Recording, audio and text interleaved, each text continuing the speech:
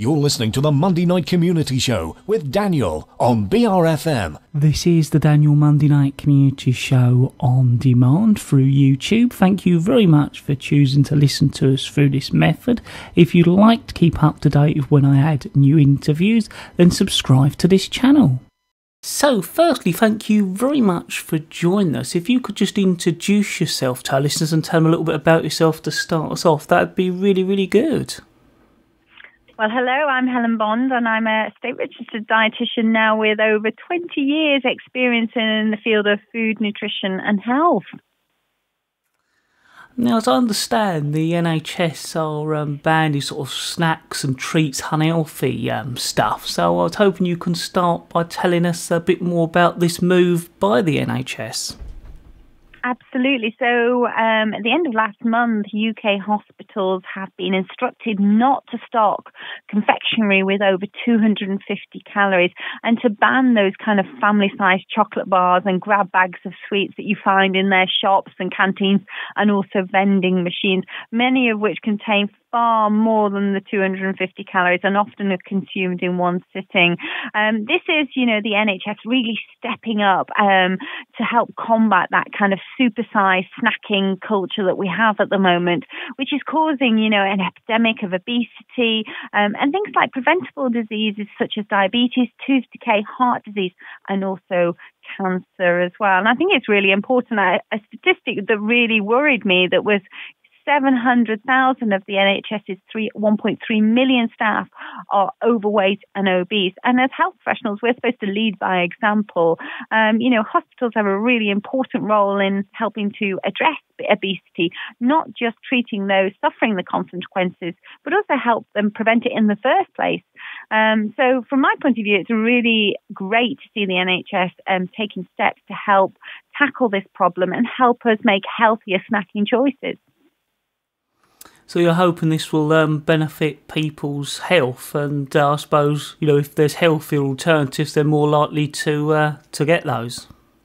Absolutely. I mean, there is so many snacking options in the market today. Everywhere you look, there is food on offer, but many of the snacks available are often empty calories, so they don't provide very much nutrition.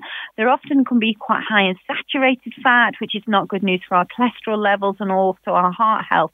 And they have a lot of added or newly termed free sugars in them, the type of sugars that we should be cutting down on. So, any plans really to offer and help people enjoy healthier snacks, whether or not that is in the hospital setting or whether it's at home or at work or just on the go, is a really positive step towards kind of tackling the country's obesity problem. I think it worries me when people are kind of munching on a family-sized bar of dairy milk because it will pack a calorie punch at about 600 calories, and you're going to get about 16 grams of saturated fat, which is 80% of your maximum saturated fat requirement for the day. When it comes to healthy snacks, often the best super healthy snacks are often come from nature, things like a portion of fresh fruit or something like a dried fruit or a handful of unsalted nuts like, walnuts as well. I was going to say, I understand that nuts like walnuts are sort of growing in popularity. Tell us a bit more about that. Yeah, many of us are enjoying more plant-based diets, which is really good news both for our own health, but also that of the environment as well. And on that line, many people are looking for kind of whole food snacks, that do have less fat or less sugar and less salt. And that's why nuts, in particular walnuts, are on the radar like never before. If you're not eating oily fish, one portion a week, then you're often going to have not enough essential omega-3 fats in your diet. And walnuts are actually the nut that has the highest amount of plant-based essential omega-3 fats, 2.2 grams per serving. They're essential because we can't make them in our body, so we need to look for dietary sources. But also, walnuts also have, 10 energy-giving nutrients. They've got protein in there and fiber in there, which will keep you feeling full and satiated till the next eating occasion. So they're a kind of a tasty, weight-wise snack that you can feel really good about eating, whether or not that's just after the gym or whether you're just kind of trying to quash those mid-morning hunger pangs. So do you have to worry about calories that are in nuts, or is that not so much of a problem? People always worry about the calories and nuts and say to me, oh, but they're very fattening, aren't they? So I can't eat them. And one of my reply is always that you need to be mindful of the number of calories in foods and indeed in nuts. And portion control is essential. So if you look at a handful of walnuts, that's about 30 grams, you're going to get about 200 calories. Although because of the amount of fiber in there, not all of those calories are absorbed. But at the end of the day, it's not just about calories. We need to look at the bigger picture. You know, walnuts are something that you can feel quite good about eating. You know, they're a source of healthy omega-3 fats, like I said, essential fats. They're largely unsaturated, heart-healthy fats as well. And they have, you know, gut-healthy and filling fiber. They're naturally low in salt, and they contain only naturally occurring sugars. And they're brimming full with lots of vitamins and minerals, things like magnesium and potassium, zinc and iron, many of which are lacking in UK diets. So when I come to say to people, you know, to look for snacks, you know, snacks should be really sustaining. They should provide you with that fiber and protein rather than a quick sugary fix, which will not keep you feeling satisfied and you'll end up eating even more calories.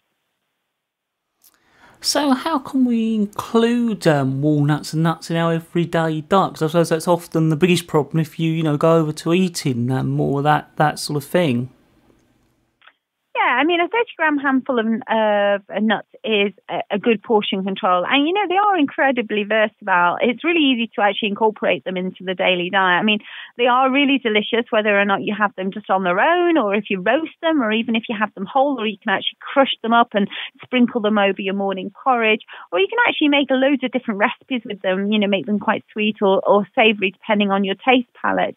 To get adventurous with them, you know, they're an easy addition to our diet, and they're very delicious and obviously hugely nutritious. Was there anything else you'd like to sort of cover or get over to our listeners or let them know about, especially if they are interested in this sort of subject? Well, if anyone wants more information about the nutritional benefits of California walnuts, then do have a look at the californiawalnuts.uk website, which has got lots of information and walnut-inspired recipes, everything from like soups and salads and desserts and cakes and bakes, those occasional treats. But it's also got lots of information about the nutritional and the wellness, the health benefits of walnuts as well. But if you're looking more generally and you're looking worried about your heart health or your diet in general, visit the British Dietetic Association website and the Heart UK website, and also the British Heart Foundation website. They all contain lots of information in there that can help you make healthier choices in your daily diet. Well, I'd like to thank you very much for taking the time out to talk to us here at BRFM Bridge Radio on the Daniel Monday Night Community Show. Thank you very much.